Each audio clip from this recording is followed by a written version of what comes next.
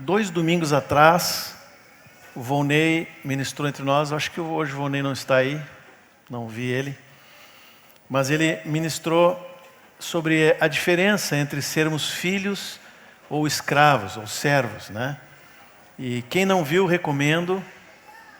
O Volney é muito preciso, né, quando explica a palavra. E ele, em resumo, ele falou que nós, da nossa história, éramos escravos, fomos feitos filhos de Deus, tirados da escravidão, do pecado, do mundo, de Satanás, de nós mesmos, para sermos agora filhos de Deus. E é isso que nos identifica.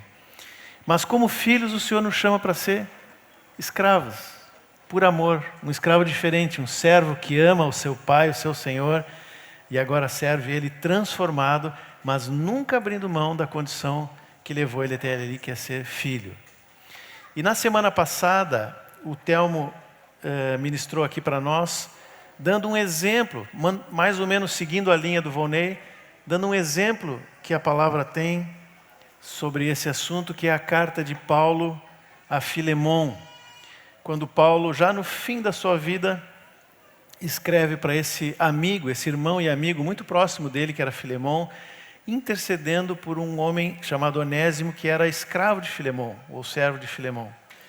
E esse servo fez alguma coisa que a Bíblia não diz, pisou na bola, né?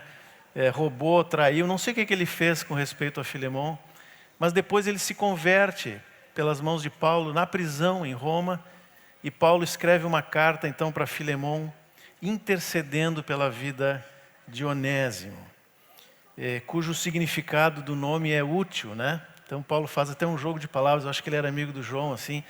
Ele diz, antes ele era inútil, agora ele é útil, né, João? Mas eu queria, além de recomendar que vocês escutem essas duas palavras, e essa semana nós fizemos o de casa em casa, em cima do que o Telmo ministrou, eu queria continuar nessa linha, usando como base a mesma carta de Paulo a Filemon, para mostrar agora que o próprio Paulo também passou por esse processo. O próprio Paulo passou por esse processo e o trabalho que Deus fez na vida dele.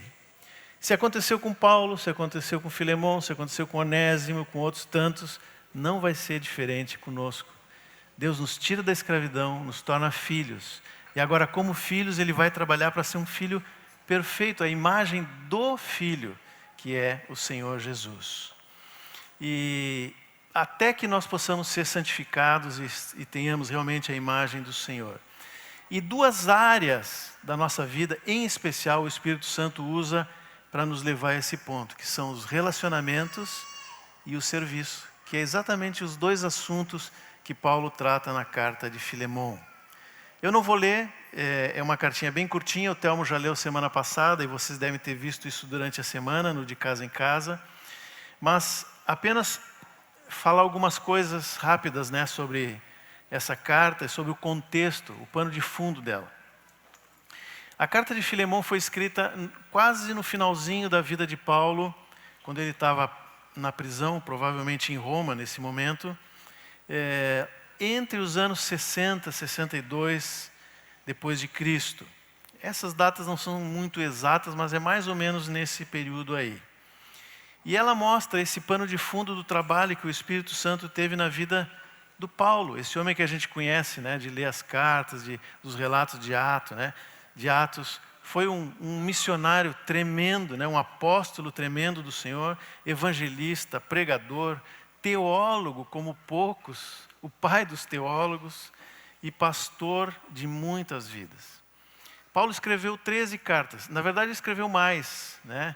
Mas nós temos na Bíblia colocadas 13 cartas. Tem pelo menos mais uma que ele menciona nas cartas que ele escreveu e outras que a gente imagina que ele possa ter escrito. Mas essas 13, o Espírito Santo separou, né?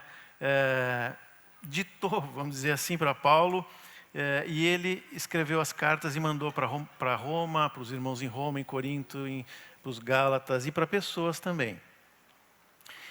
E quando a gente vê as cartas de Paulo no Novo Testamento, a gente percebe que elas estão num bloco, né? Quando foi organizado o cânon, que é os livros da Bíblia, no Novo Testamento em especial, aqueles que organizaram resolveram botar as cartas de Paulo todas juntas. E quando a gente olha, a gente pensa assim, bom, ele primeiro escreveu Romanos, e por último, Filemão. Mas não, na verdade, ali não é uma ordem cronológica. O critério que se usou ali foi de tamanho do texto. Critério, aparentemente, nada a ver para nós, né? Então, Romanos e 1 Coríntios, que são mais ou menos do mesmo tamanho, estão lá no início, e Filemão, que é pequenininha, está lá no fim. E é interessante porque, de alguma forma, essa maneira com que as cartas foram colocadas no Novo Testamento mostram alguma coisa que aconteceu na vida do Paulo, porque ele foi diminuindo, pelo menos do lado de fora, né? Quem olhava aquele grande ministério lá do início, terminou lá na prisão, quando ele escreve essas cartas bem pequenininhas, como foi a carta de Filemão. Mas do lado de dentro, o movimento parece que foi o contrário, né? Deus foi aumentando a fé, aumentando o amor, aumentando a santidade deste homem, que é o Paulo. Se alguém perguntar qual é o ponto mais alto da teologia de Paulo, eu não tenho a menor dúvida que todo mundo vai responder Romanos. Qualquer aluno de uma faculdade de teologia, de um seminário, vai te dizer isso, qualquer teólogo, né? Ou mesmo nós que olhamos a palavra, entendemos que Romanos é realmente a obra-prima do Paulo, inspirada pelo Espírito Santo.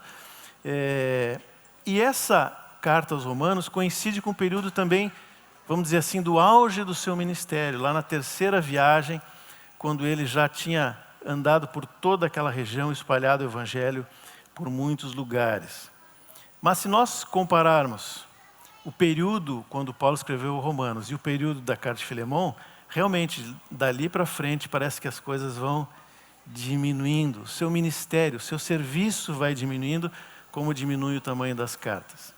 Mas eu me arrisco a dizer, como eu falei, que se nós olharmos pela ótica do trabalho de Deus no interior desse homem, a carta que ele escreveu para Filemão mostra o fruto de uma obra tremenda que o Senhor fez no Paulo e a repercussão disso na história da igreja. Por que eu digo isso? Certa vez eu estava lendo Filemão e notei um paralelo que eu nunca tinha percebido antes. Que talvez você já tenha percebido, mas eu nunca tinha percebido. Eu percebi que aquilo que Paulo disse para Filemão acerca de Onésimo, intercedendo pela vida de Onésimo, poderia ser muito bem a conversa de Barnabé com Paulo acerca de João Marcos. E não é o nosso João Marcos aqui, né? É o outro aquele, né? Um fato que está relatado lá em Atos 15. Tem algumas afirmações na carta de Filemão que, se a gente pensar dessa maneira, poderiam muito bem ter sido ditas por Barnabé. Por exemplo, versículo 8, né? Pois bem, ainda que eu sinta plena liberdade em Cristo para te ordenar o que convém, prefiro todavia solicitar em nome do amor. Paulo dizendo para Filemão. Mas Barnabé, se tinha alguém que poderia ordenar alguma coisa na vida do Paulo, era o Barnabé. O homem que tirou ele do anonimato. Primeiro levou ele para Jerusalém, quando todo mundo ficava com medo do Paulo. Depois tirou ele lá do anonimato, trouxe para Antioquia, foi com ele no ministério. Barnabé poderia, naquela ocasião lá de João Marcos, ter dito, não, Paulo, sem isso, o Marcos vai conosco. Versículo 17, mas ele não fez, né? Ele falou em nome do amor. Versículo 17, se portanto me consideras companheiro, recebe-o como se fosse a mim mesmo. E se algum dano te fez, ou se te deve alguma coisa, lança tudo em minha conta. Também aqui o Barnabé poderia ter dito isso para o Paulo, né? E o versículo seguinte, o 19, eu, Paulo, de próprio punho escrevo, eu pagarei, para não te alegar que também tu me deves até a ti mesmo. Tem uma outra versão que essa última frase diz assim, e não mencionarei que você me deve a sua própria vida. Então, se tem alguém que realmente poderia dizer isso para Paulo, era Barnabé. E nesse evento que aconteceu, onde eles se dividiram, eu creio que Paulo errou ali. Paulo errou, pelo menos em relação a Barnabé. Não sabemos o que o João Marcos fez, mas ele não poderia ter se dividido de seu companheiro, do Barnabé. E como em outros relatos bíblicos, né, em relação a outros personagens, aqui também Deus não escondeu a falha desse homem. Como fez com tantos outros, né? Como Davi, Abraão, Pedro. Aqui também aparece a falha de Paulo. Paulo não considerou dar uma segunda chance para o João Marcos, andar uma segunda milha, e se dividiu com Barnabé. Talvez porque ele estava focado no seu alvo, e não era pouca coisa. Era a missão, com A maiúsculo, né? Levar o evangelho até os confins da terra. E Paulo era um homem de alvo, de estratégia, um homem forte, resistente a todas as lutas e as dificuldades que são necessárias para essa missão tão forte, assim, tão importante, né? Paulo não quis dar essa segunda chance para o João Marcos.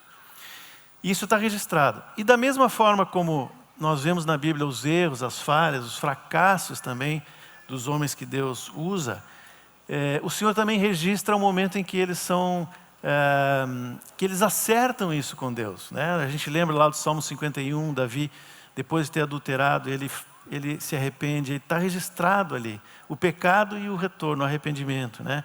Abraão, Pedro e outros tantos, né? Mas eu olhava para esse evento lá de Lucas 15 com o Barnabé e sempre pensava assim, isso é uma coisa em aberto, né? Eu não conseguia ver na palavra em que momento Deus ajustou isso na vida de Paulo. E embora a gente sabe que João Marcos estava com Paulo lá no final. Ele era um dos poucos que acompanhou Paulo até o fim da vida. Então, do ponto de vista do João Marcos, alguma coisa se acertou, mas a gente não sabe o que aconteceu no meio. Quando eu li essa carta aqui, o Senhor começou a falar comigo algumas coisas. Só para lembrar o que aconteceu, eu estou falando lá da divisão de Barnabé e Paulo, mas não mencionei, né? Talvez muitos não lembrem. Quando Paulo, já em Antioquia, mais ou menos aí uns 12, 13, talvez 14 anos depois da conversão, ele morando em Antioquia junto com Barnabé e outros irmãos, pareceu bem ao Espírito Santo, diz o texto, e aos irmãos enviar Paulo e Barnabé para serem missionários, para levar o evangelho, né? Serem apóstolos. Eles já eram mestres, profetas, eram os homens que lideravam ali aquela igreja, né? Mas agora eles estavam sendo chamados para ir adiante. E eles levaram com eles o João Marcos, perdão. Barnabé e o Paulo levaram o João Marcos. E foram. E logo de saída começaram a sentir as dificuldades da viagem. Oposição aqui, oposição ali, ameaças de lá e de cá. E em algum momento dessa viagem, o João Marcos, que estava com Paulo e Barnabé, não aguentou o tranco. Não aguentou a dificuldade e voltou, abandonou seus amigos e voltou. E não voltou nem para Antioquia, foi para Jerusalém, para a casa dos seus pais.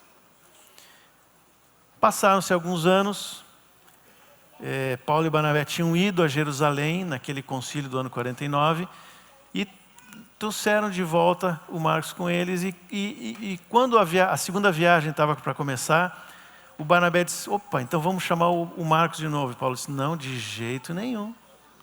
Como levar esse homem que já falhou conosco, que nós não podemos confiar? Bom, eu não sei, isso não está escrito, né?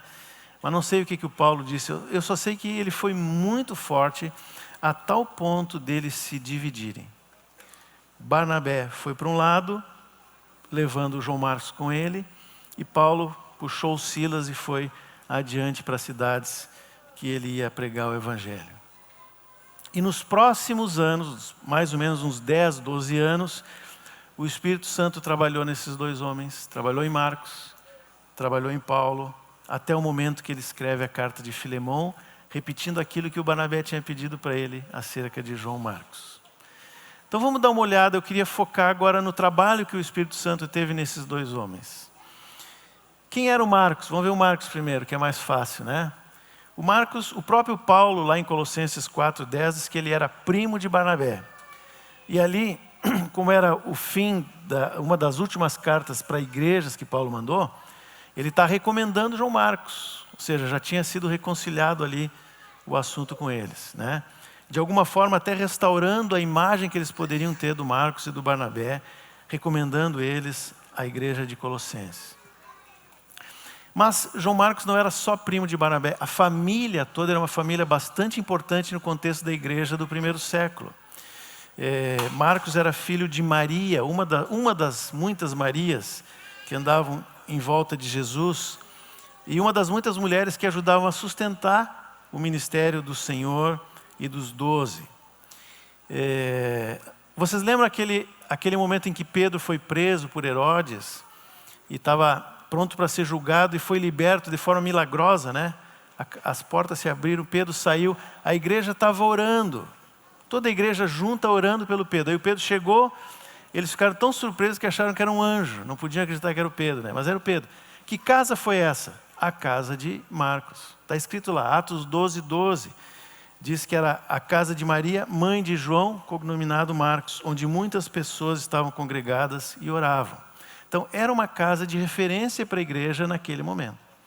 Alguns estudiosos dos evangelhos e do livro de Atos dizem que esta casa, a casa dessa família, que está aqui em Atos 12, é a mesma casa onde aconteceu a última ceia e aonde aconteceu o Pentecostes. Pela descrição da casa e por alguns outros escritos do século II, ou seja, era realmente uma família importante no contexto da igreja naquele momento.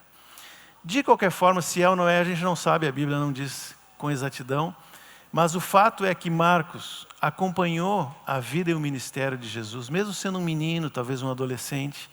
Ele viu tudo isso, ele foi testemunha ocular de tudo, ele ouviu as histórias, né? Tem um fato interessante que está registrado só em Marcos. Quando Jesus foi preso, fala de um jovem que estava ali meio que escondido ou meio por perto, e os guardas, depois que todo mundo fugiu, botaram a mão no rapaz lá e ele conseguiu escapar, deixou só uma capa, né? Os estudiosos de Marcos dizem que era o próprio Marcos, só ele registrou esse fato, né? Eu fico imaginando, se a ceia foi na casa dele, ele pode ter ficado atrás de uma parede lá ouvindo, né? Saiu da cama, botou um lençol por cima, quando Jesus saiu ele foi atrás. Então, realmente esse era um homem que era próximo do Senhor. Talvez por isso mesmo que eles levaram Marcos. Porque lembra que na primeira viagem, Paulo estava indo preferencialmente para os judeus, né? Até o concílio do ano 49. Então ele ia nas sinagogas, pregava o evangelho, quando era rejeitado, aí ele ia para os gentios. E para os judeus era muito importante testemunha ocular. E o Paulo não viu. O Paulo falava de Jesus, o Paulo falava como ninguém, tinha uma oratória perfeita, conhecia a palavra. Mas quando alguém perguntava, tu estava lá? Ele dizia, não. Mas Barnabé, sim. E João Marcos, porque os judeus olhavam para duas testemunhas. Então era importante a presença do Marcos, não só por isso, claro, mas também por isso. Porém o Marcos falhou, fracassou, abandonou seus amigos, talvez pelas dificuldades, né? Mas não considerando a importância da missão que eles tinham recebido. E a partir dali, o Barnabé se empenha em restaurar a vida do Marcos, desse primo dele, mas também um homem de Deus. E ele contou com a ajuda de um outro homem de peso, que foi o Pedro. A Bíblia relata que Pedro, talvez tenha sido, na nossa linguagem de hoje, o discipulador de Marcos. O fato é que Marcos andou com Pedro por muitos lugares. E em 1 Pedro 5,13, Pedro se refere a Marcos como meu filho. Eles eram muito próximos também. E desse companheirismo, desse andar juntos com Pedro, saiu o primeiro dos 4 evangelhos, o evangelho de Marcos. É o menorzinho de todos. A partir de Marcos, Lucas e Mateus foram acrescentando outras coisas, né? Mas toda vez que o Pedro ia em algum lugar e falava e contava do que Jesus disse, do que Jesus fez, o Marcos anotava. E aí foi surgindo esse evangelho. Mas tem uma coisa interessante no evangelho de Marcos. Tanto Mateus quanto Lucas, que são os dois sinóticos, né, que têm a mesma ótica assim, de Marcos na forma de apresentar o evangelho, eles relatam algumas falhas dos discípulos e de maneira muito suave, assim. Marcos não. Ele fala todas. Todos os fracassos estão registrados em Marcos. E de maneira direta, objetiva, crua. Parece assim um compêndio do fracasso humano. Talvez porque isso era algo que pesava ao Marcos. E ele colocou isso lá no Evangelho. Mas vocês lembram como termina o Evangelho? Até o versículo 8 do capítulo 16, e há quem diga que Marcos escreveu em 2 momentos, até o 16:8, do 9 para frente em outro momento, ou talvez Lucas, mas eu acho que foi Marcos mesmo. Mas até o 8 termina com os discípulos fugindo com medo. E depois vem então aquele trecho em que Jesus entrega aos discípulos, à igreja, essa grande missão de ir pregar o evangelho até os confins da terra. E eu creio que uma das coisas que mais uniu e ajudou Marcos nesse processo de restauração foi essa identificação com Pedro, que também fracassou, que também errou, que também traiu o Senhor, né? Eu vou me dar uma liberdade poética, né? Mas dentro dos limites da palavra. Momento The Chosen. Vamos imaginar uma conversa do Pedro com o Marcos. Vamos pensar que um dia o Marcos disse assim: Pedro, me conta aqui, Pedro. Caminhando lá de um lugar para outro. Como é que foi mesmo aquele momento em que tu negaste a Jesus? E como que Jesus... E como é que tu está aqui hoje? O que aconteceu? Aí o Pedro olha para o Marcos e diz: olha, Marcos, realmente eu traí o Senhor no pior momento. Eu estava pronto, eu disse que ia defender Ele, eu levei uma espada, eu disse que se eu precisasse dar minha vida eu daria por Ele, mas por medo, por vários sentimentos, eu acabei negando o Senhor 3 vezes. Mas Marcos, depois que o Senhor ressuscitou, eu ainda estava meio receoso, mas Ele me puxou para um canto e me perguntou 3 vezes: Pedro, tu me amas? E eu não podia mentir para o Senhor.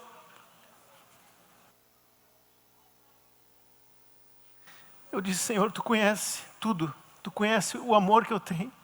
Ele é falho, ele é fraco, mas eu te amo.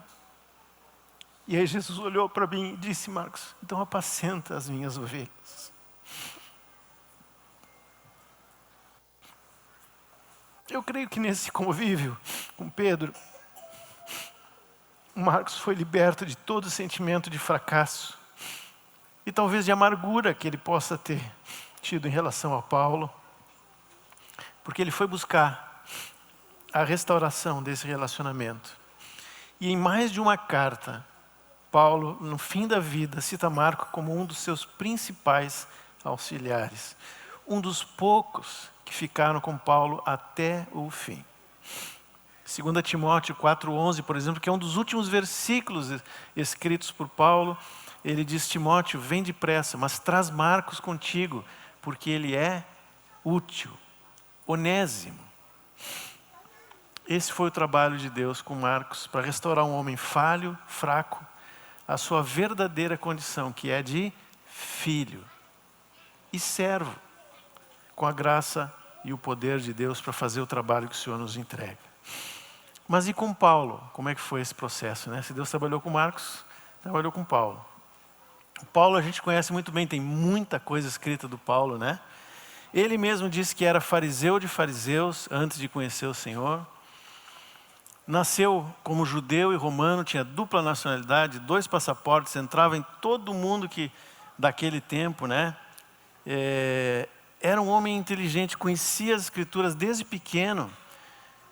A Bíblia diz que ele foi discípulo de Gamaliel. Gamaliel era um dos principais mestres do judaísmo e era o mestre que escolhia os seus discípulos. Então, Paulo foi selecionado porque ele conhecia a palavra, era inteligente, era fariseu de fariseus mesmo, né? Uma mente brilhante. Mas até que ele conhecesse o Senhor, tudo isso era inútil, porque ele era escravo do pecado, restrito pela lei, pecador, perseguidor da igreja, inútil para Deus. Até que o Senhor o encontrou. E quando o Senhor o encontrou, transformou a vida do Paulo. Ele nasceu de novo, foi batizado, cheio do Espírito, e se tornou um dos principais apóstolos. E tudo aquilo que Deus havia colocado sobre o Paulo, desde o seu nascimento, né? Toda a capacidade, tudo aquilo, todos os dons e capacidades naturais que Deus deu, e aqueles que acrescentou depois pelo Espírito Santo, agora podiam ser usados pelo Senhor no ministério. Era um apóstolo com A maiúsculo, né? Acho que até tem um filme, Paulo o Apóstolo, não tem? Um livro, alguma coisa assim. Mas era um homem estrategista. Ele tinha alvos e ele sabia como chegar nesses alvos. Ele tinha um trajeto já dentro da cabeça por onde ir. Só Deus para mudar, né? Deus teve que dar um sonho para o Paulo. Paulo, não vai para aquela cidade, vai para outra. Paulo era estrategista, era zeloso, aquilo que foi entregue para ele, ele queria cumprir. Ele era fiel, era forte, inteligente, conhecedor das Escrituras, tinha todas as condições para levar o Evangelho até o fim do mundo. E ele queria isso, ele queria ir para a Espanha. A Espanha, a Península Ibérica, era o fim do mundo, né? Só 10 séculos depois que um navio foi sair, né? E chegou aqui, e chegou na América. Mas ele queria ter os confins da terra. A maior parte do ensino doutrinário do Novo Testamento foi escrito por Paulo. E a maior parte das igrejas fundadas naquelas primeiras décadas também é fruto do trabalho do Paulo ou dos irmãos que estavam junto com ele, como Timóteo, Tito e outros que a gente conhece, outros não conhece, né? E eu queria então, para falar um pouco do que Paulo fez e de como trabalhou na vida dele, colocar uma linha do tempo ali, só para nos ajudar, pode pôr ali, para nos ajudar a entender como que aconteceu isso no Paulo. Aquela linha do meio ali tem os números que são os anos, né? Ele se converteu, boa parte dos escritores dizem que foi no ano 34, eu botei mais ou menos porque essas datas nunca são exatas, mas elas representam o que a maioria dos teólogos dizem. E entre 11 e 14 anos depois, então ele parte para a primeira viagem ali já de Antioquia, foi quando ele levou Barnabé e João Marcos. Voltam da primeira viagem e prestes a acontecer a segunda viagem, tem aquele evento de divisão ali com o Barnabé. Enfim, aí vem segunda viagem, terceira, até a prisão em Jerusalém, Cesareia e Roma, e mais adiante a sua morte.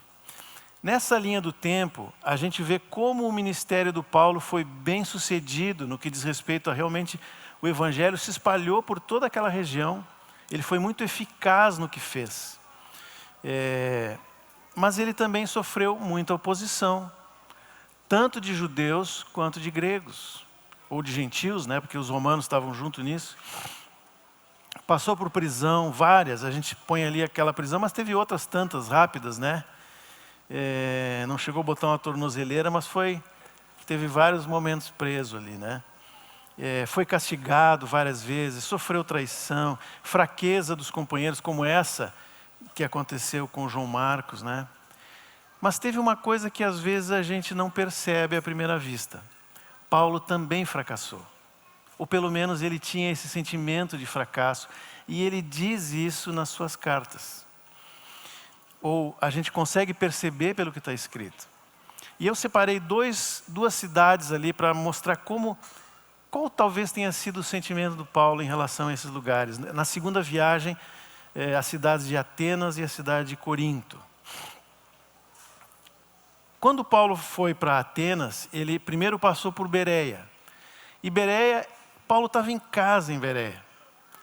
Porque a turma tinha ouvidos para ouvir o que ele tinha para falar, e eles iam conferir na palavra, né? Abriam os rolos. Paulo dizia alguma coisa, os profetas falaram de Jesus, que Jesus era o Messias. Aonde está isso, Paulo? Isaías tal, assim. Eles iam lá e diziam, puxa, é mesmo, Paulo. Então Paulo estava tranquilo. Bereia era o campo dele, um homem com aquele conhecimento bíblico, com aquela sabedoria, cheio do Espírito, encontrou pessoas disponíveis para ouvir e examinar tudo, ele estava tranquilo. Ele estava tão tranquilo que ele foi adiante e deixou os companheiros lá em Bereia. Foi sozinho no primeiro momento para Atenas. Agora, por que Paulo escolheu Atenas? Eu creio que não é difícil a gente entender. Atenas era uma cidade extremamente importante no contexto grego, no contexto da cultura helênica.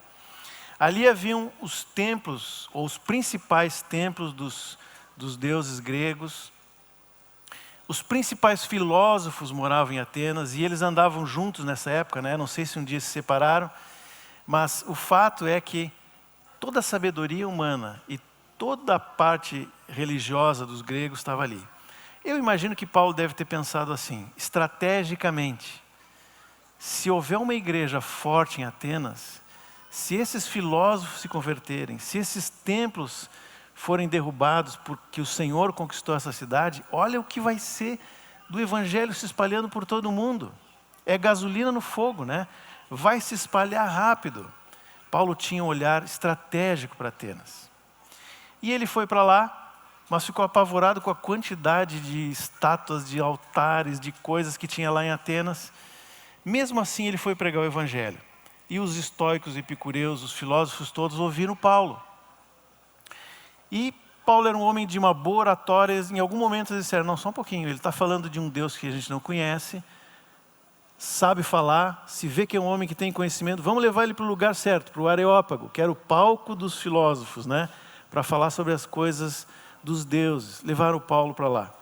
E aí Paulo busca a ferramenta que ele sabia manejar muito bem, todo o conhecimento que ele tinha adquirido na sua vida, um homem inteligente, que conhecia a cultura helênica. Tarso era uma cidade especial nesse aspecto, né?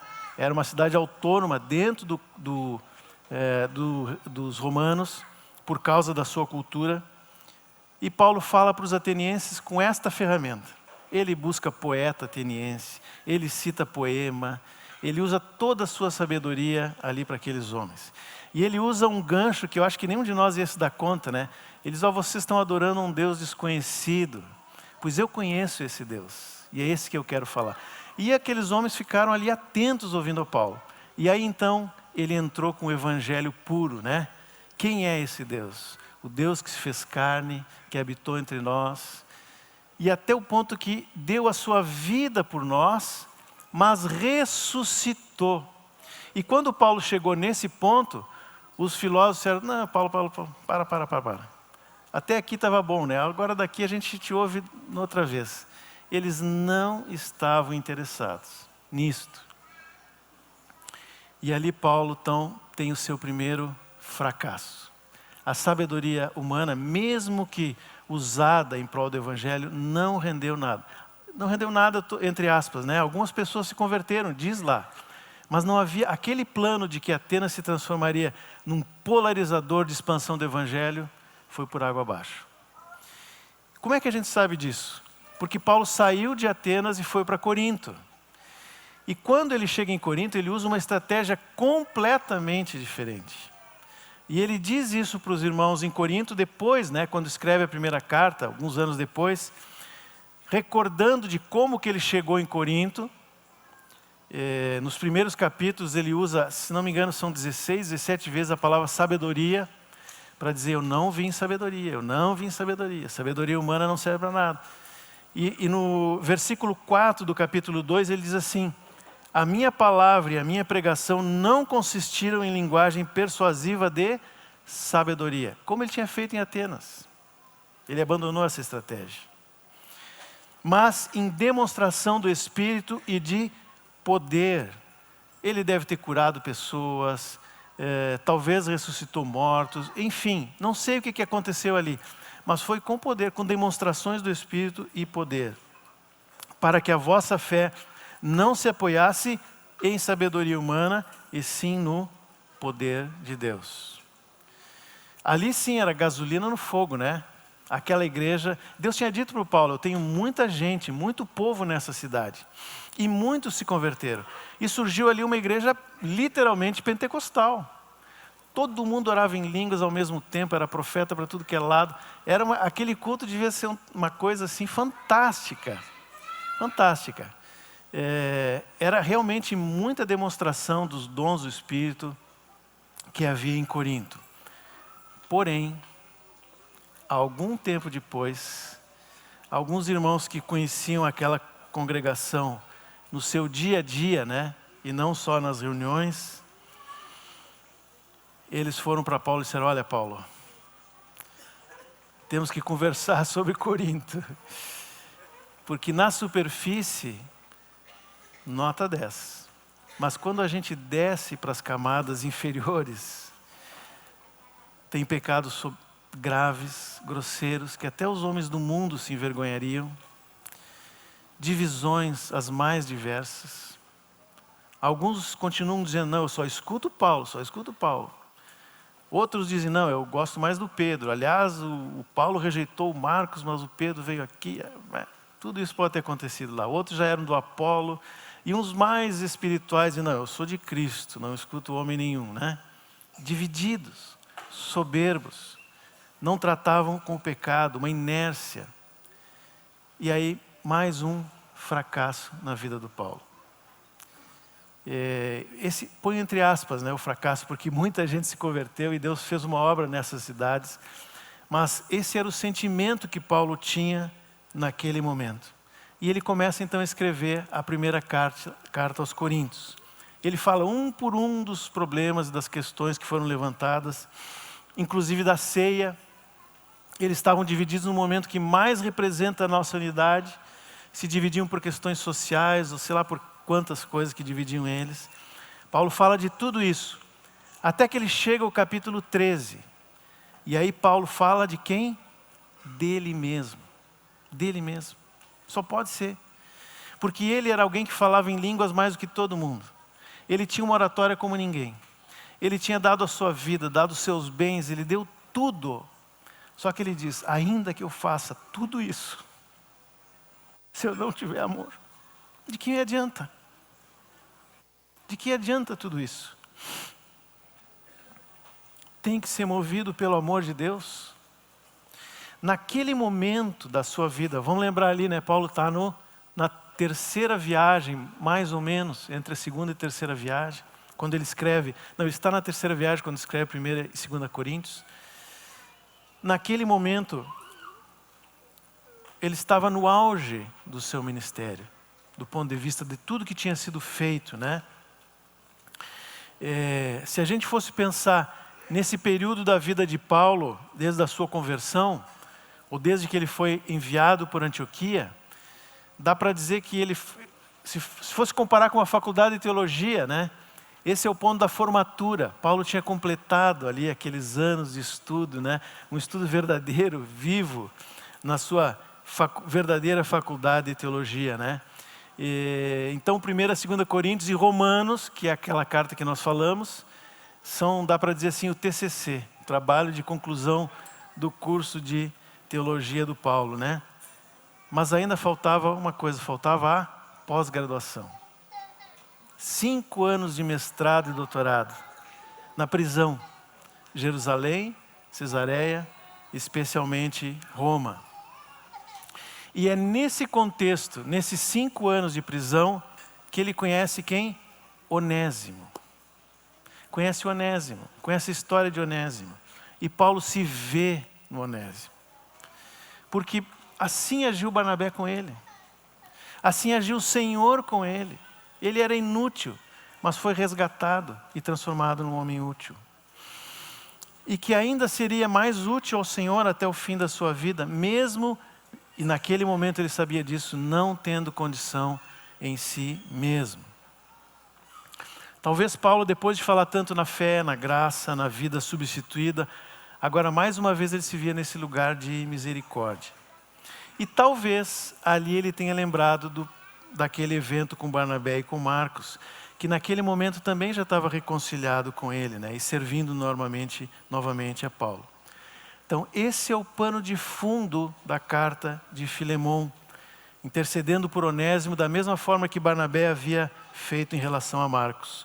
Mas acima de tudo, como Cristo agiu com ele, Paulo, e com todos nós. Paulo se viu realmente como o Onésimo de Cristo. Por isso que essa pequena carta de Filemão é, na verdade, uma grande demonstração do trabalho de Deus na vida desse homem. Dá para dizer que é a tese de doutorado do Paulo, é a carta de Filemão. Se Romanos é a obra-prima do Paulo, Filemão é a obra-prima do trabalho de Deus na vida do Paulo, né? E agora então Paulo está apto para ensinar. Vai ser um catedrático, já fez doutorado, né? Professor titular da faculdade. Só que agora uma faculdade viva, uma teologia viva. Ele havia pregado muito, mas naquele evento de Atos, por exemplo, faltou amor. Agora Paulo poderia pregar novamente sobre a graça poderosa que atua sobre o miserável, sobre o fraco, sobre o pecador, porque ele sabia que ele era essa pessoa. E é nesse período das prisões, ali em Jerusalém, Cesareia, mas especialmente em Roma, que Paulo escreve as cartas que são ditas como as cartas mais elevadas em termos de compreensão de quem é Deus, qual o seu propósito. Efésios fala, né, do propósito de Deus de maneira tão... A gente tem dificuldade para entender o que Paulo fala em Efésios. Filipenses, Colossenses, uma carta voltada à pessoa do Senhor Jesus, a carta mais cristocêntrica de Paulo, né? Como Jesus como Deus. Filipenses, os textos que foram lidos hoje, né? Fala do que Jesus fez. E a carta de Filemão, as 4 que eles escrevem ali. Então, essas cartas demonstram realmente que Paulo alcançou um conhecimento muito superior no sentido da experimentação daquilo que ele falava. Ele conheceu mais o Senhor Jesus e a sua graça, mais do que aquele momento que ele foi enviado lá de Antioquia. Não eram só conceitos, era vida. E a vida forjada pela cruz se torna a verdadeira teologia. E Paulo então foi solto da prisão em Roma. Às vezes a gente não nota isso, né? Mas ele foi solto. Talvez tenha ido à Espanha, como ele disse que queria fazer. Mas o fato é que mudou o imperador, entrou um maluco lá chamado Nero, que resolveu limpar a cidade, botou fogo, queimou tudo e tinha que achar um culpado. Achou os cristãos. E Paulo era um dos líderes, né? Paulo foi preso de novo e aí mais ou menos um ano depois ele foi morto. Mas nesse último período, depois que Paulo foi solto, até que ele volta a ser preso e é morto, ele escreve mais 3 cartas, também voltadas para pessoas, né? Filemão foi na outra fase, e agora ele escreve as 3 últimas, uma para Tito e 2 para Timóteo, que são conhecidas como cartas pastorais. Por quê? Porque se percebe um cuidado pastoral com a vida daquelas pessoas. Um cuidado por eles, né? Talvez porque naquele momento, Paulo sabia que a única forma, ou a forma mais eficaz que ele tinha de continuar a obra, era investindo nas pessoas.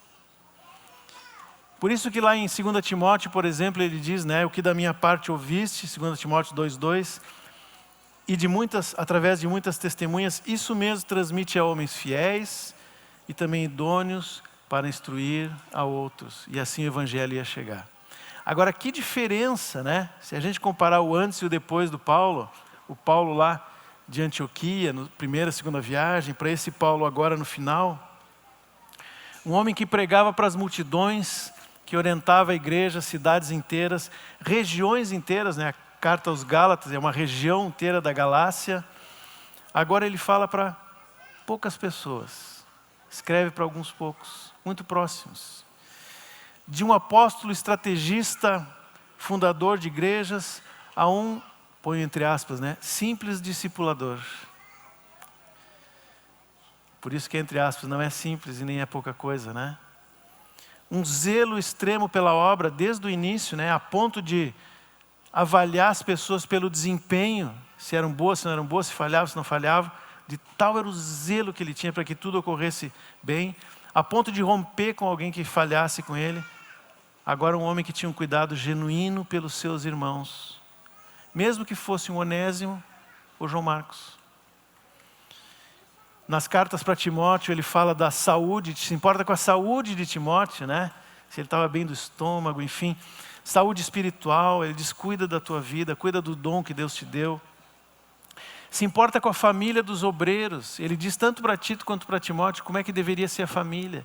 Ele diz, cuida desses homens. Se eles estiverem com problema em casa, a obra fica em segundo lugar. Não é um princípio que a gente usa até hoje. Por causa das pessoas. Não que o que ele fez antes tenha sido errado. Não. Existe um lugar para a propagação do evangelho como Paulo fez. Deus estava com ele. Mas sem o trabalho na vida das pessoas, não se alcança o que Deus quer. Quais são as lições para nós dessa história do Paulo e do tratamento de Deus na vida dele, né? Tem muitas, mas eu vejo que, em primeiro lugar, nós precisamos entender que Deus trabalha em nós. A maior obra de Deus é dentro de nós. Mesmo que Ele nos tenha dado muitos dons, muitas capacidades, muitas ferramentas, tudo que nós recebemos de Deus ao longo da vida, antes ou depois da conversão, dons naturais, dons espirituais, tudo precisa passar pelo processo da cruz. Sem cruz não há ressurreição, não há vida de ressurreição, não há poder que vem da morte através da ressurreição, Não há santidade nas nossas motivações. Nós precisamos que todas as nossas coisas passem pela cruz. Até o ponto em que eu possa dizer como Paulo, né? Quando sou fraco, então é que sou forte. Porque na verdade o forte é o Senhor. Outra coisa que nós precisamos entender é que Deus nos usa, quando nós falamos na obra de Deus, o alvo de Deus são as pessoas. Deus nos usa para alcançar pessoas. A obra de Deus é essencialmente focada em pessoas. Tudo que nós fazemos para a estrutura, seja estrutura física, seja organização, estratégias, tudo é muito bom, mas é secundário. Porque em primeiro lugar, aos olhos de Deus, estão as pessoas. Muitos de nós, irmãos, nos relacionamentos ou até mesmo na obra, podemos ter passado por situações como essa de Atos 15. Talvez no lugar de Marcos, outros no lugar de Paulo. Mas Deus trata com os dois, fiquem tranquilos. De um lado, como fracassado ou talvez injustiçado. De outro, olhando para o irmão como quem foi traído por ele, né? Alguém que esperava mais e falhou. E se essas coisas não forem tratadas, o fruto disso não é bom. Não é bom. Sabe que um dos maiores problemas hoje é o ressentimento e a amargura. Inclusive no meio da igreja. Nós oramos pelo Japa, né? Vai para Macaé, eu vou dar como é que se diz? Um segredo, né? Um dos assuntos dele lá vai ser sobre a amargura.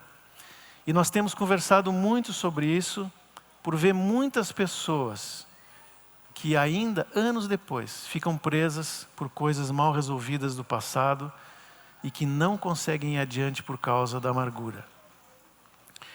Satanás é um ser essencialmente amargurado e nos contamina com a sua amargura.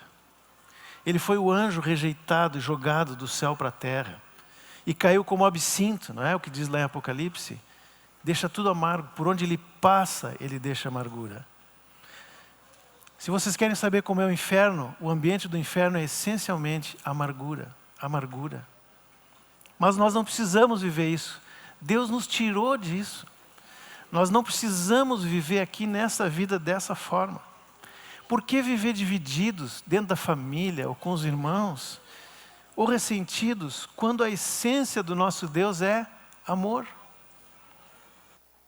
Por mais que nós tenhamos sido rejeitados, enganados ou injustiçados, a amargura é um pecado em si mesmo, independe dos outros. O outro pode acertar a vida dele com Deus ou não, pode viver, pode morrer, e eu posso continuar preso na amargura e no ressentimento. Um pecado tão grave quanto aquele que foi feito contra mim. Tanto Marcos, depois daquilo que aconteceu lá com Paulo, né, no capítulo 15 de Atos, quanto o próprio Paulo, no fim da sua vida, porque ele disse que tinha sido abandonado por todos, poucos estavam ali com ele, poderiam ter se afundado no ressentimento e na amargura. Mas eles olharam para Jesus. E essa é a mensagem da carta de Filemon e do fim da vida de Paulo. O Senhor busca homens e mulheres que são iguais a Ele, que amam como Ele ama, que perdoam como Ele perdoa, que morrem como Ele morreu. A Karen nos leu Filipenses, né? Não foi por acaso. Nós precisamos ter o mesmo sentimento de Jesus em tudo. E que são ressuscitados dessa posição para uma nova vida. Para uma vida de poder, de testemunho, em que o nome do Senhor é glorificado. Portanto, irmãos, se nós olhamos para nós mesmos como fracassados, hoje é dia de olhar para o Senhor Jesus e se alimentar dele, porque se eu sou fraco, Ele é forte. E se eu olhava para mim como super, né, competente, fiel, infalível, é hora de olhar para Cristo, se humilhar e se alimentar dele. E se compadecer daqueles que falham. Porque todos nós falhamos e fomos aceitos pelo Senhor. Ele nos amou quando nós éramos ainda o quê? pecadores. Ele se compadeceu de nós. Uma das últimas, eu já falei, né, que 2 Timóteo foi a última carta de Paulo, mas um dos últimos versículos que ele põe ali, um versículo que a gente lembra muito, especialmente em cerimônias fúnebres, né?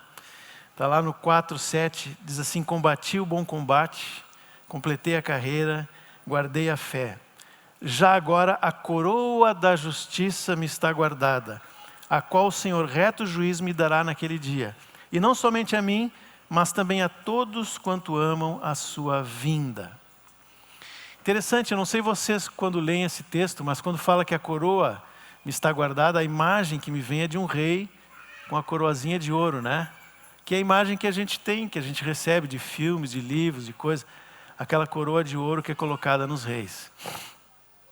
Mas sabe que na Bíblia, quando fala coroa dos reis, a palavra em grego é diadema, que tem uma palavra em português também, né? Que é essa tira de ouro que é colocada ali nos reis. Aqui não é diadema, é Stefanos ou Stefanos, não sei como é que é a pronúncia em grego, que significa um ramo de árvores trançados, que era feito para dar para o atleta quando vencia uma competição, que a gente vê às vezes nas Olimpíadas, né? Aquele raminho assim, essa é a coroa aqui, Stefanos, né? Sabe onde aparece mais essa palavra? Por exemplo, na igreja de Esmirna. Jesus diz: sofrerás perseguição, preso, alguns de vocês vão morrer, mas permaneçam firmes, porque está guardada a Stefanos da vida, a coroa da vida. É com dor, é com dificuldade, mas é coroa. Sabe onde mais está essa palavra? A coroa de espinhos, Stefanos de espinhos, colocada sobre o Senhor.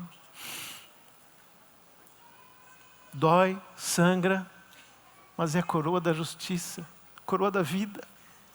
Se foi com o Senhor assim, se foi com a igreja em Esmirna, não vai ser diferente conosco.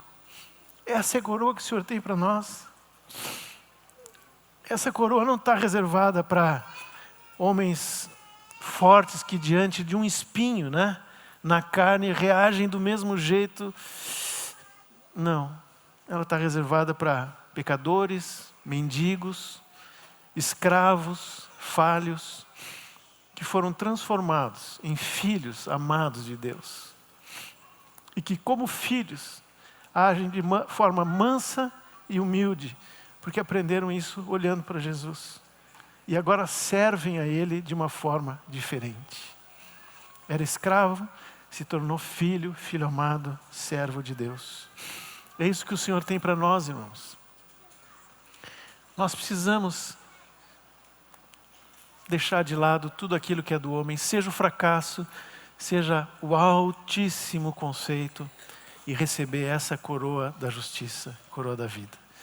E não há lugar melhor para fazer isso, caso o Senhor tenha falado com alguns de nós, comigo, sempre fala, né? Do que esse momento aqui, quando nós vamos olhar para aquele que deu a sua vida por nós, aquele que é o exemplo, como o texto que a Karen leu lá de Filipenses. Hoje é o dia de nós acertarmos isso com o Senhor. E talvez até acertarmos com alguém que o Senhor está nos indicando. E andarmos daqui para frente, exatamente como o nosso Senhor andou. Amém? Senhor, eu, junto com meus irmãos, Senhor, quero te pedir, Senhor, que Teu Espírito Santo fale conosco, Senhor. Para transformação, verdadeira transformação, Senhor. Os tempos que nós vivemos são tempos totalmente contrários a Ti, a Tua palavra, Senhor. Cada vez mais esse mundo se afasta de Ti e cada vez mais nós somos inimigos desse mundo, Senhor. Nós não queremos temer o que vem pela frente. Nós queremos olhar com olhos de fé, pronto, Senhor, para Te seguir aonde Tu fores, Senhor. Com todas as nossas falhas, com todos os nossos problemas, mas sabendo que o Teu Espírito Santo, Senhor, faz aquilo que nós não conseguimos fazer. Ele faz tudo na nossa vida, Senhor. Nos ajuda, Senhor, a ajustarmos toda a nossa vida a essa direção suave, agradável do Teu Espírito Santo, Senhor. Quebra, Senhor, com tudo aquilo que ainda há para ser quebrado em nós, para que Tu tenhas filhos espirituais, maduros, filhos que Te agradam, Senhor. Em nome de Jesus. Amém.